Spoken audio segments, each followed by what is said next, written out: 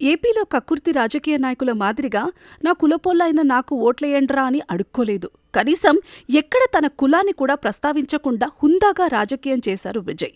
ఈ విషయంలో ఏపీ నాయకులకు విజయ్కి నక్కకి నాగలోకానికి ఉన్నంత తేడా ఉంది.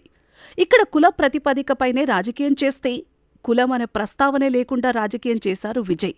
కానీ ఆయన గెలిచిన తరువాత తిరిగి అదే ఏపీలో విజయ్ కులం కోసం చించేసుకోవటం కొసమెరుపు. తమిళనాడులో కులానికి వ్యతిరేకంగా పోరాడిన పెరియార్, అంబేద్కర్లే తన మార్గదర్శకులుగా ప్రకటించుకోవటం ద్వారా తాను కుల రాజకీయాలకు దూరం అనే సంకేతాన్ని ఇచ్చారు విజయ్. సెక్యులర్ సోషల్ జస్టిస్ని మాత్రమే కోరుకున్నారు విజయ్. అయితే విజయ్ గెలిచిన తర్వాత ఆయన కులంపై పెద్ద ఎత్తున చర్చ మొదలైంది. విజయ్ తండ్రి ఎస్ఏ చంద్రశేఖర్ క్రిస్టియన్ కాగా తల్లి శోభా హిందూ. ఆమె రెడ్డి సామాజిక వర్గానికి చెందినవారు. విజయ్ తల్లిదండ్రులది కులాంతర వివాహం.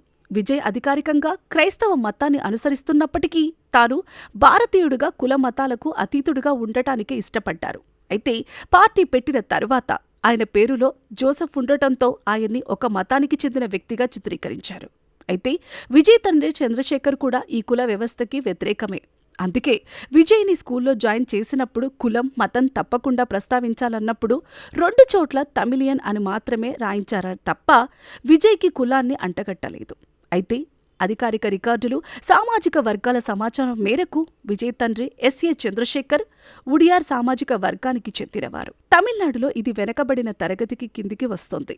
తమిళనాడుతో పాటు కేరళ, శ్రీలంకలో ఉన్న ఉడియార్లు అగ్రవర్ణాలలోనూ ఉన్నారు. వీళ్ళంతా వ్యవసాయ ఆధారిత కుటుంబాలు.